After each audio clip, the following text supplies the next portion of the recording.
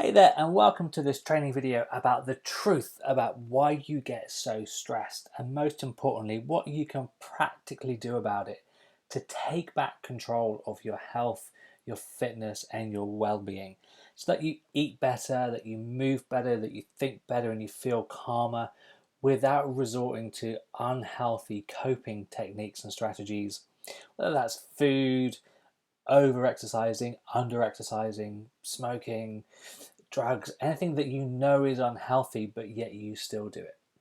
So by the end of this introductory training, you'll have started to understand why you still do the things that you know are unhealthy and you know are unhelpful, and even the things that you know make you feel worse, but yet you still continue to do. You'll have an understanding about why most of the things we think are negative and bad actually may well have a positive intention behind them. You'll also understand why some of the most common stress management techniques may never work for you. However, you will also understand exactly what to do instead. So one of the key things I want you to remember as you watch your way through this is this old proverb: give a man a fish and you'll feed him for a day. Teach a man to fish and you feed him for life. Now what that basically means is that this isn't going to be a whole load of top tips here. So this is not for you if you're after another top 10 list of ways you can de-stress and calm down. It's not for you if you just want to be told what to do. So let's be really clear. If you want to keep trying to use willpower and stubbornness and think the only way to get through the day is to man up and get on with it, this really isn't for you. Like I said, if you're after another top 10 list of things to do, this isn't for you.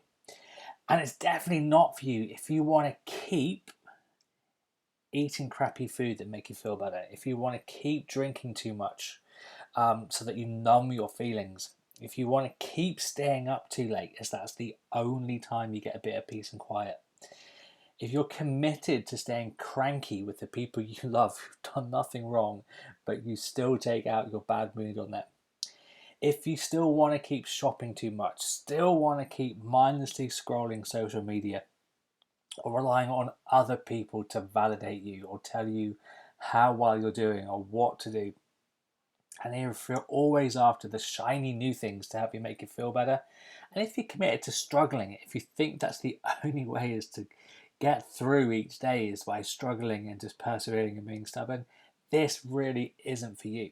However, it is for you if you want to truly understand why we do the things we do, even when we know they're not good for us. It is for you if you want to finally get to grips with your own thoughts and actions so that you ditch feelings of guilt, frustration, and irritability and get back to your best.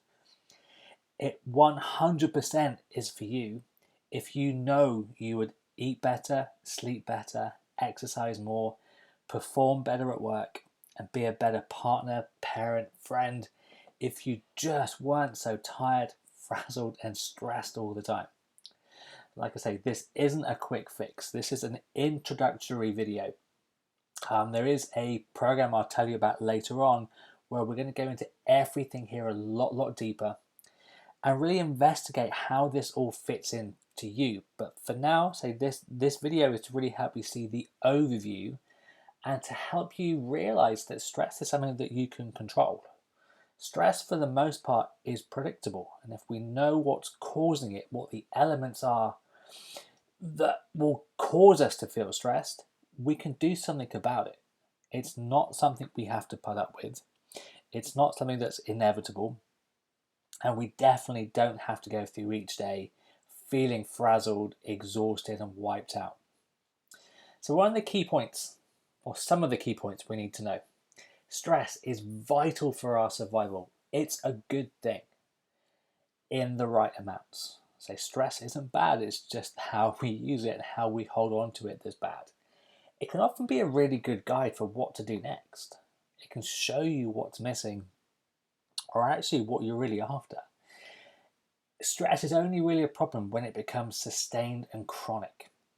Now, typically, the pink line you see here in this picture is how a lot of us go through the day. We're chronically stressed. We're operating at that high level of stress that for a lot of people just becomes normal. But we just get so used to being tired, exhausted, fed up, irritable, short-tempered. That just becomes what we think is normal. Something good happens, whether you buy a new pair of shoes, have a drink, have a cigarette, go on a holiday, do something new. We feel calm for a bit, and then we return back to being stressed. Now that's something good. I say it can be something unhelpful like smoking or alcohol, or it could even be things like a yoga class or reading a book, going for a walk. It's nice when it happens, but then normal life returns and we go back to being as stressed as we were before. It was just a nice distraction. The yellow line really represents how we should be: calm, considered, confident. Something negative happens, we then react to it, deal with it, and then return back to calm. Very much like a cat goes through its day. It'll be asleep on the sofa. A bird or another cat will come into your garden. There'll be fury and just hell erupts as the cat goes crazy to defend its territory. The problem goes away and the cat goes back to sleep. That's kind of how a healthy response should be. But like I say, most of us are running that pink line pattern, chronically stressed, something good happens, but then we return again. Now this next slide is no surprise, we're not going to dwell on it. There's a lot of stats around the impact of chronic stress, both on yourself and business, and obviously on your friends and family. You can read through here. This is taken from 2019 data, and we know that stress has a massive impact on our immune system, on our energy, on our decision making, our sleep, our fitness, our food choices. It affects our whole life. And these are just 10% of some of the ways that stress shows up. Trouble sleeping, unmotivated, muscle tension, stomach issues, depression, anxiety, blood pressure, poor concentration, problems with your memory. Like I say, there are many, many, many more symptoms of stress. We've all felt it, and it's all that result of too much chronic stress. And what we try and tend to typically do about it is eat our emotions. We try to use food to feel just that little bit better. We drink too much to numb or sedate our brains to slow things down. We smoke to calm down. We sleep too much to avoid more pressure and facing up to things. We exercise too much to escape. We may get angry, feel like you're biting your tongue. You might feel picked on. You might be forever putting things off. You may even be taking medication to all try and help manage the stress. And you may have even tried things like meditation, mindfulness, yoga, running, using apps, talking to friends, reading self-help guides, retreats, changing jobs, in the hope that you'll find some relief, and this time it will be different. Most of the time, you know as well as I know, they only ever seem to be a temporary distraction or a short-term fix. The problems and the negative thinking soon come back. So this video and the next part of the program is not another quick fix. It's not a short-term distraction. It's a long-term, sustainable way to change and to transform the way you think, feel, and act forever. This is why we said before about that proverb about giving a man a fish or teaching to fish. This is teaching you to deal with this so you can apply this to any situation for the indefinite future. All right, so this is me. My name is Greg, and I've been in health, fitness, and well-being since, do you know what? I first qualified in 1998, and I've had lots and lots of roles and responsibilities between then and now. Currently, I'm based down in Exeter and Devon in the UK, and I work both online and in my private little studio, doing a mix of physical therapy, mindset coaching, and fitness training. Before that, I've been a manager in the NHS. I've managed chains of gyms. I've run huge teams. I've run rehabilitation programs. Um, Everything ranging from training athletes to training cardiac rehab patients. So I've got a fair bit of experience, say, over the past, 22 years about helping people change their health, their fitness, and their well-being. This is my family, so I live with my wife and my daughter and our little cockapoo Cooper. So obviously that keeps us all busy. Okay, so the big part of understanding stress, if we understand what's going on, we then know how we can manage it and what we can do about it. The key thing you need to know is there are two parts to our nervous system. There's something which we call the stress system or the sympathetic nervous system. Now, this job for this is to prepare us to interact with the environment in order that we can stay safe. We need to protect and defend our safety and our survival. Basically, the sympathetic nervous system prepares our body to run, fight, or hide once we're presented with something stressful. Now, this really hasn't evolved too much over the past couple of thousand years, so we still react in the same way now to a crappy email as we would have done if we were being chased down by a tiger. Our body still has the same stress reaction. Everything needs to speed up. Our heart rate speeds up. Our blood pressure increases. Our bodies are getting ready to move, to either fight back if we think we can win, to run away if we think we're being vulnerable and we're really under threat, or to hide if we don't know what to do. So those are our three stress reactions, and they will show up in lots of behaviors, and we'll talk through more of those as we go on through today. The opposite part of that is the recovery system, or what we call the parasympathetic nervous system. And this is the direct opposite. This allows your body to refocus on rest and recovery and optimum function. So it's about getting your body to act on itself. Whereas the sympathetic system is about getting your body to interact with the environment. The recovery system, the parasympathetic, is about your body interacting with itself so that you can recharge, heal, and recover. So we have these two opposing systems. Think of it as like light and dark, on or off. And like we said before with that pink and yellow graph, most of us are spending too much time in our stress system. So we're always ready for action. And that's why we're so tired, because your body is constantly ramped up, expecting there to be an issue. So you're ready to go. Your muscles are always ready. And eventually you just get so tired you burn out. When we spend more time in the parasympathetic, your energy levels go up. Your body can recover. Your brain starts to think clearer. You get back more to the real you, the one that's not so concerned with getting by, but actually are making a difference and some changes. So whether or not we go into the stress system or the recovery system depends on how our brains perceive what's going on. So if we see something that's stressful, we kick in the sympathetic. If there's nothing there to worry about, the parasympathetic kicks up and kicks into gear. So I've identified that there's 6 key ingredients to what we will class as stress. So each of these 6 things that we'll talk about today and give you the overview today will determine whether or not you perceive the need to activate and to kickstart that stress system. So the first thing is what we call the story.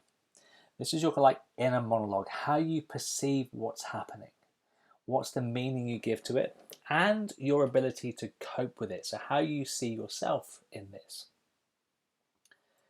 We then look at the threats. So what you perceive the potential problem is. Is something happening too fast? Is something happening too slow? Or is it confusing and unclear?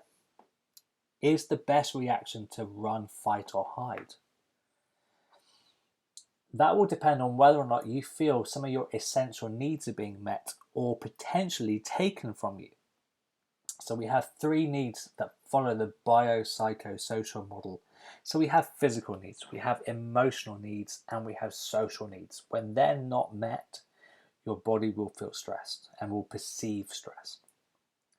There are 3 situations that we can address, and also 3 levels of self-talk. So basically 3 fears that underpin a lot of our stories, and then that takes us back to the top. So think of this as a bit of a cyclical event. The story leads to threats. Self-talk leads you back into stories. So let's briefly talk a little bit more about the story. Like I say here, it's about the definitions that you give to 3 things. So what you're perceiving to happen. What do you think is actually going on right now?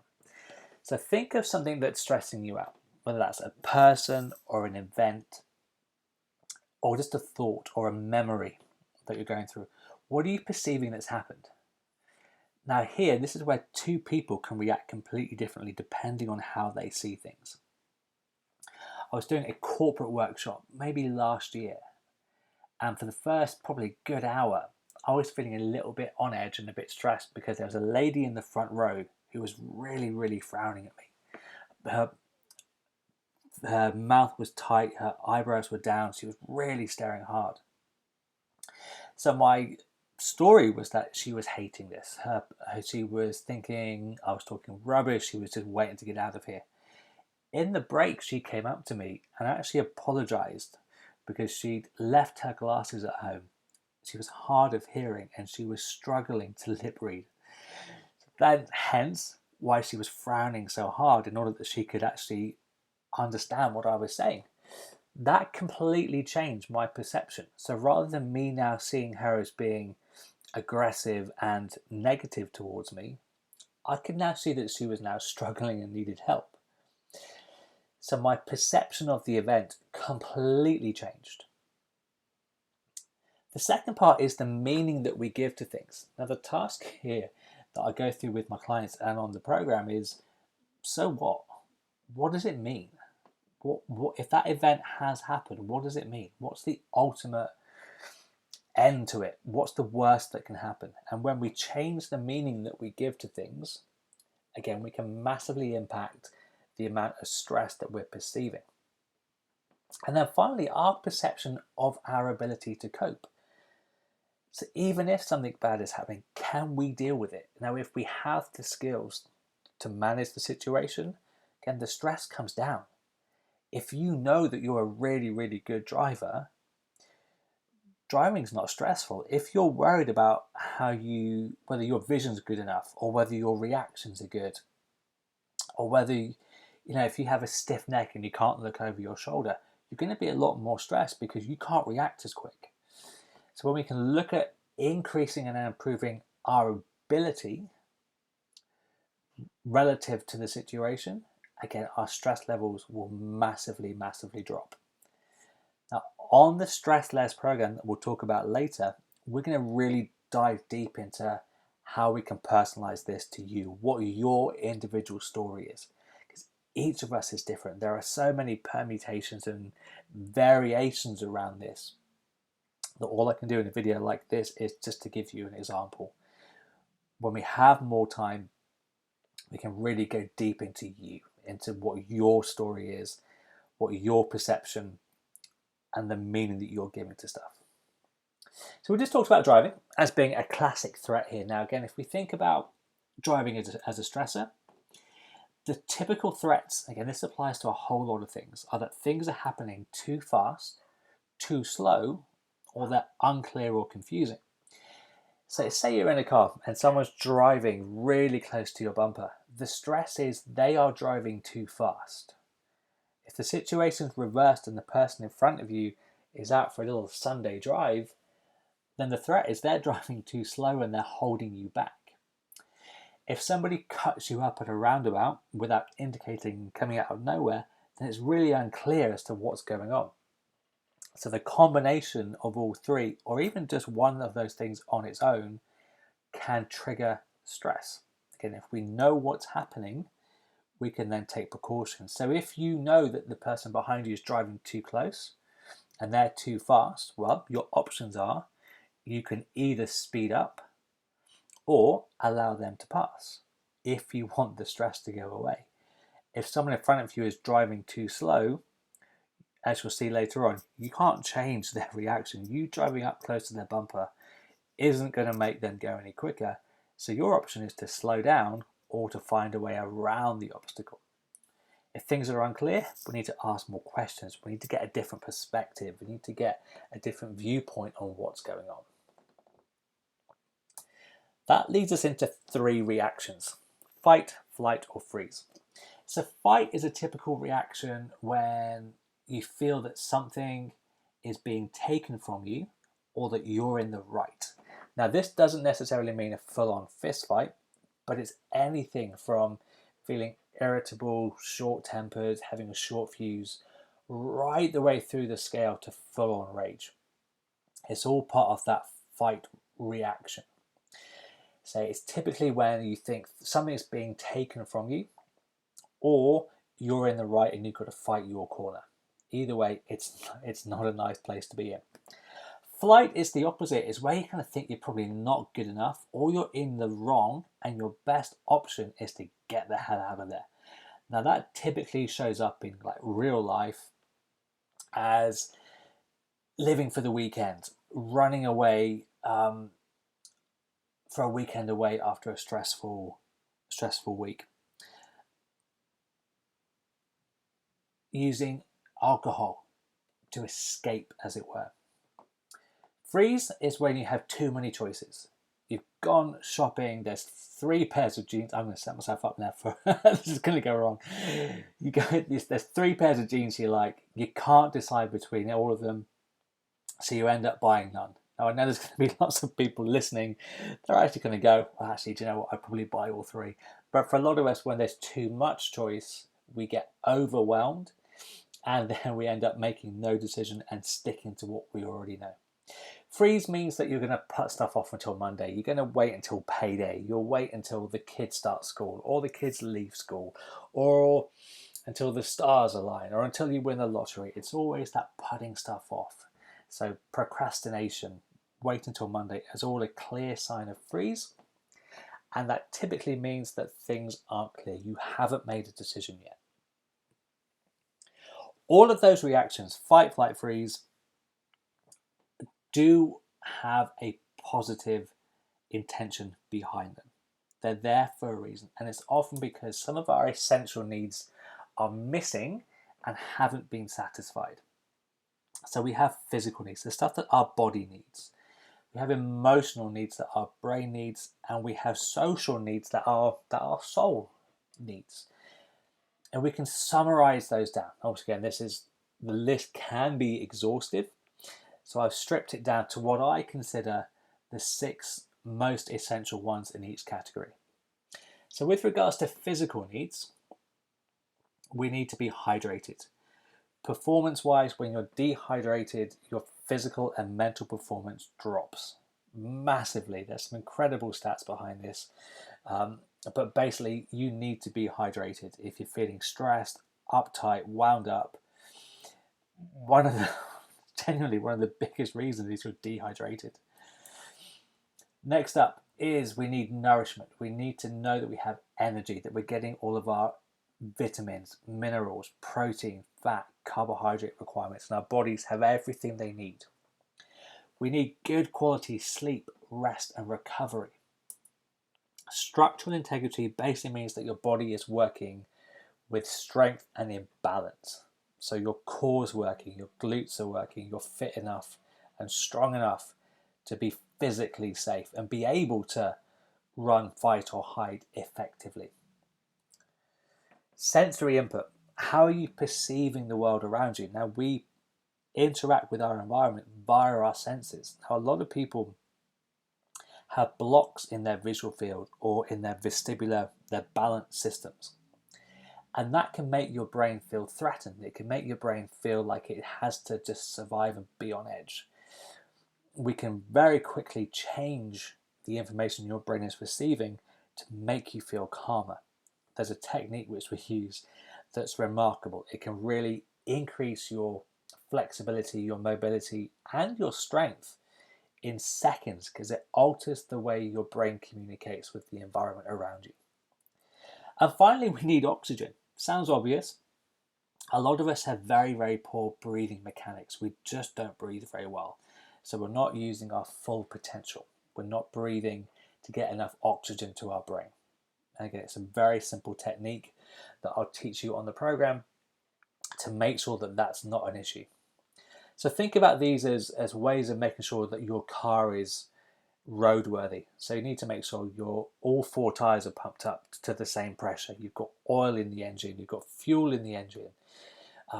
Everything is working as one integrated unit. These six physical needs are like an MOT for your body. The 6 emotional needs adding on to that. We have a need for certainty, for knowing where we stand and what we're doing. Paradoxically, we also have a need for novelty, contrast, and variety. So we need to have new experiences. It kicks off a brain chemical called dopamine, which is essential for making us feel good. We need to feel connected to ourselves so that we trust ourselves. Again, this kicks off a hormone called oxytocin, which again, for us to feel good, is vital. We can't get away from it. We need to feel that we like, know, and trust ourselves. We need to feel aligned and in coherence with who we really are, what we're really trying to do. And a lot of reasons why we struggle with building healthy habits is because we're not in alignment. We know we should be doing these things, but actually at a deeper level, we don't want to do them. We're only doing it because we feel social pressure or that we ought to be doing it. So making sure we have that clear alignment means that what we do, what we think, what we say are all the same things, so that we're not hypocritical, we don't have double standards, and we're really, to use a slightly woo-woo expression, we feel connected and really in alignment with ourselves so that we are really being true and authentic. We need to have clarity. You need to know what you're doing. Remember, one of the key stresses is things being unclear. So you need to know why you're doing stuff rather than just be told. And we need to make sure that we're seeing some kind of progress. And that means that it's relevant to you, that you're making progress in the ways that you need to see stuff. Socially, we need to feel significant, that we're part of something. We need to feel a sense of fairness. We need to feel this connection to others. So again, we know, like, and trust the people around us. We have to have this sense of equality, that we're all on an equal playing field. And we need to feel that we're giving back and actually making a valuable contribution to society. Finally, we need to feel accepted. So these needs are essential. All of us have varying orders that these come in. So for some people, certainty is very, very high up. So those people will need to have routines, rituals, they'll need to have order and structure, whereas someone who values novelty and contrast more than certainty will really like change and really want things to be different. Once we know what works for you, we can then shape your program around you. So someone who values certainty would do very, very well with a set exercise program, for example, where they know what's coming up, they know what they're going to be doing in 2, 3, 4 weeks' time, and they have a very clear program or a meal plan, or everything's laid out in front of them. For somebody who values novelty and contrast, that's really not going to work. Having to type in your macros and your calorie count into an app every day to find out your numbers is too much of a routine, it's too much of a drag to satisfy that need. But if you value certainty and clarity above variety, those sort of things are going to work. So we need to be able to personalize what we're doing. And if we're not in alignment, well, then you're not going to be able to stick to it. And that's why some of the usual techniques don't always work. If you're doing things like, let's say meditation as an example. If you're meditating, but you're struggling with it, it may be that you really value progress and getting stuff done, and the thought of sitting still for 5, 10, 15, an hour really puts you off because you feel that you're not making progress, because that's how you're perceiving the event to be. If you're told to go running, but you struggle because you're a bit unfit, then you're potentially depriving yourself of oxygen, therefore triggering that stress response because your need for oxygen isn't being met. And it's only when you get efficient and effective at running that you start to enjoy it because that threat is no longer there.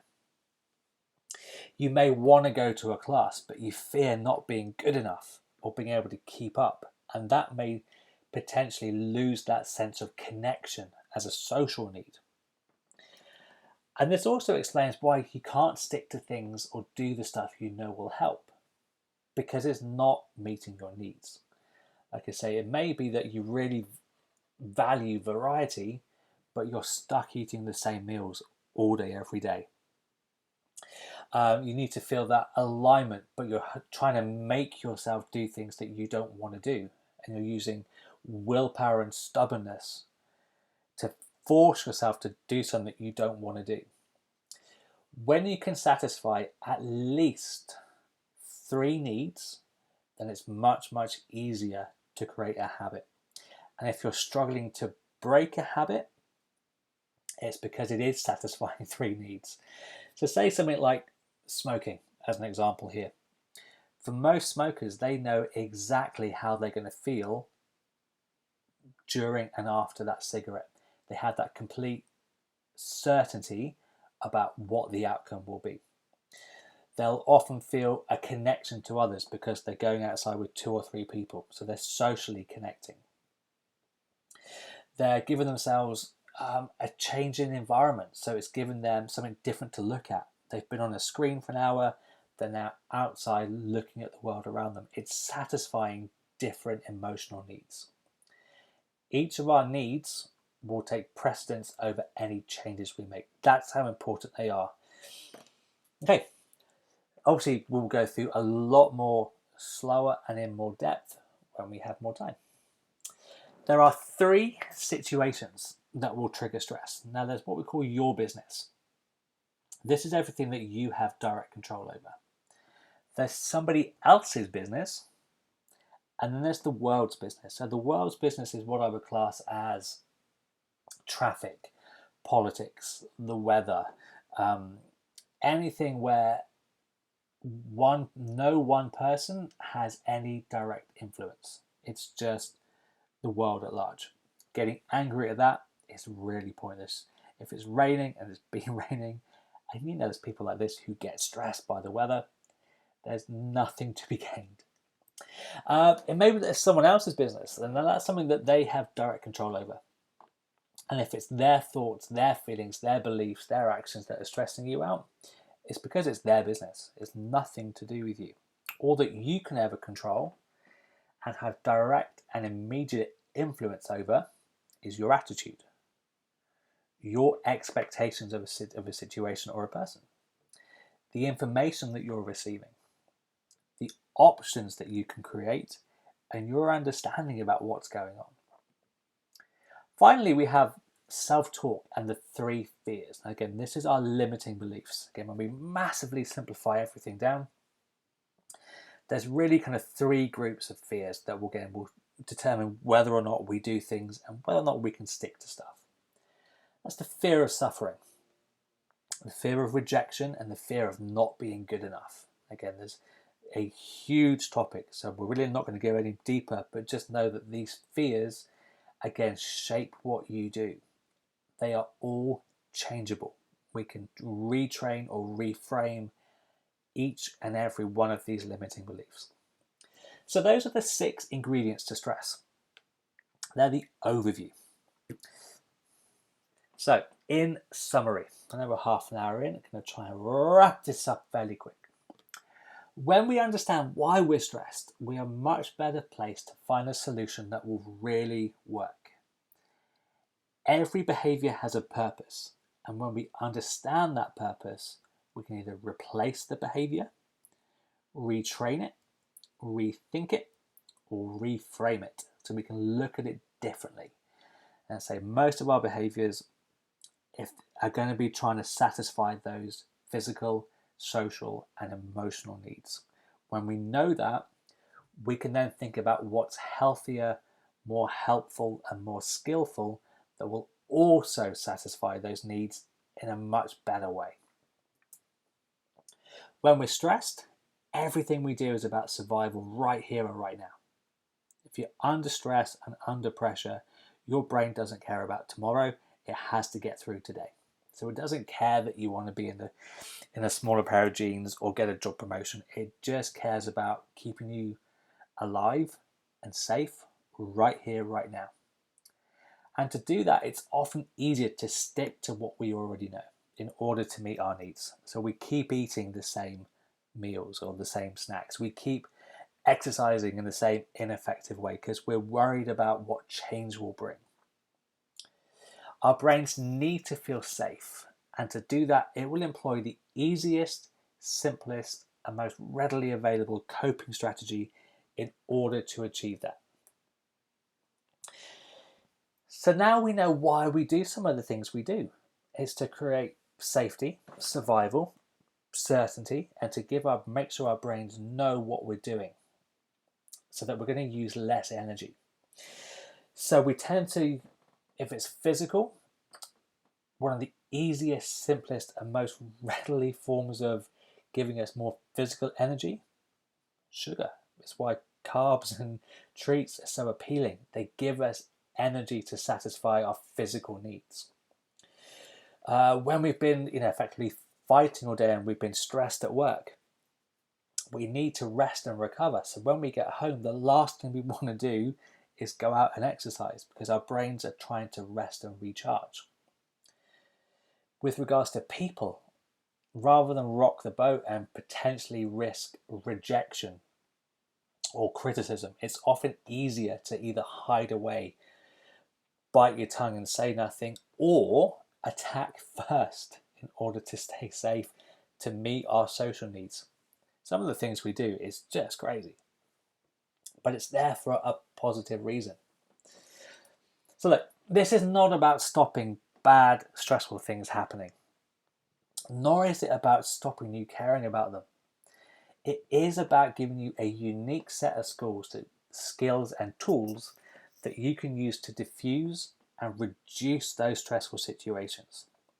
So it's helping you understand and manage your stress so we can remove the unhelpful coping strategies. It's not about stopping bad things happening.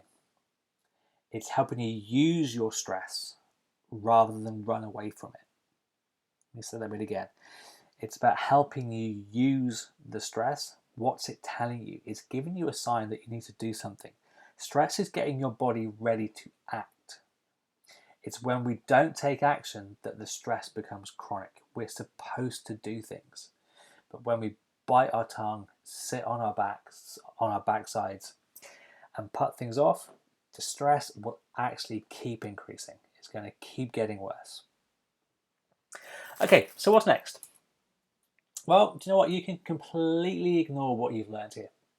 Thank you for listening this far, but you can ignore it, you can discount it and disregard its value, and just keep doing things the way you've always done it. Remember, we said your brain likes certainty, and for some people, making change is a step too far. And if you're happy where you are, and you're content with everything staying the same, absolutely fine. Or option number 2 is you can take what you've learned here and you can go apply it by yourself. I've given you a lot of information about where you can now start looking for the solutions. So it's not going to be in a new diet or a new gym or a new exercise program or a new pair of shoes. Those are only ever going to be a short-term fix. There are loads of resources out there. I'll give you one later on that's completely free that will mean you're going to keep making progress rather than keep falling for more marketing hype. The third option is to get some help with all of this. Get some help turning all this into detailed, targeted, and practical strategies so that you can live life by your own rules on your terms. 3 options. Disregard it, go on your own, get some help. Now, if you want to get some help, you have a choice. You can see who else follows an approach, or I'd love to chat with you. I've got plenty of options that I can help with you and take you through. So if option 3 is your thing, then you're choosing to take the fast track. You're choosing to reduce the time, energy, and effort it takes to get you where you want to be. If option 3 is for you, there's 2 ways you can go forwards. We can either work one-to-one. We'll work closely together and collaboratively to unpick your stories, to change your perception, to change how you deal with stress, and give you a 100% personalized route forward. Or I have a 4-week stress less program, which is an online option. 4 weeks. So the first 2 weeks, we're going to go deep into the information, everything that you need to make changes. And then the next 2 weeks are about supporting you to live those changes. Whichever you choose, whether it's one-to-one or in a group, I will personally guide and support you every step of the way. This is not some automated program that you're going to get through social media or through your email where you have no contact. Literally, we will get to know each other very, very, very well. Some of the things that I'm going to help you understand and learn are the 8 questions you need to ask yourself that will diffuse any stressful situation. I'm going to teach you the 5 states of mind that will control how you feel and how you can control that. There's ways of your brain operating that can get you hyped up and productive, but also the opposite way of getting you to calm down and relax. And once we know how to manage that, it's very easy to transition between the two.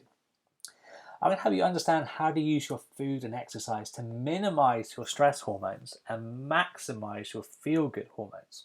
I'm going to teach you that simple but yet really effective way of training your senses and changing the input your brain's getting to rapidly reduce stress and tension. And when I say rapid, I mean in seconds. It's ridiculously effective. It's a little bit weird at times, but once you understand what's going on, it makes complete sense. And so the results we get from it are insane. I'm going to show you some simple yet powerful tweaks to how you communicate, both to yourself and other people, so that we can avoid conflict. We're going to help you create your own recipe for feeling at your best by giving you some simple, real-world techniques that you can use straight away with some amazing results. Okay, finally, time to take some action. The top link here is to go through to an application form. It's a very simple one. It's just a way of just me understanding where you're coming from. I'm not expecting a full-on War and Peace essay, just a little bit of an indication so that when we get on a call, whether that's in person if you're local, on a phone or via video chat, we can hit the ground running. The link there that takes you to Calendly will take you through to my diary. You book a session that works for you. You leave me your details and I'll be in touch and we'll just discuss some options. If it's something that we both feel will work together, we'll talk about the next step for you. Or if it's not right, I'll then show you and guide you somewhere else that may be more suitable for you. It's really not a sales call. I know at this point of a video training, there's a sales pitch. This is just really a chance for us to explore possible options. And if we both feel it's a good fit, we can go on a bit further and talk about programs. If you're not sure yet, if you want to kind of dip your toe in the water, I would really recommend coming over to my free group. It's called the Simplicity Solution. It's away from social media. It's on a platform called Mighty Networks, which means that it's very much on its own. There's no distraction, there's no adverts, there's no noise that you typically get with social media. I would love to see you over there. It's simplicity-solution.mn.co. There's either a web-based browser version or there's an app you can download and you get all the updates that way. In there, again, we're going to talk about food, we're going to talk about fitness, productivity, motivation, sleep, as well as how to control and manage your stress. All right, so look, I hope that's made sense for you. I hope that's been really, really useful. I say it's just been a bit of an overview about what we can do just to help reinforce that the message that stress is something which is predictable. It's there for a reason. Often that reason is good. And most importantly, you have complete control over what happens, how you deal with it, and how you minimize the negative effects and actually even use stress for positives. All right, take care. It's been great talking to you guys. And any questions or comments, please let me know.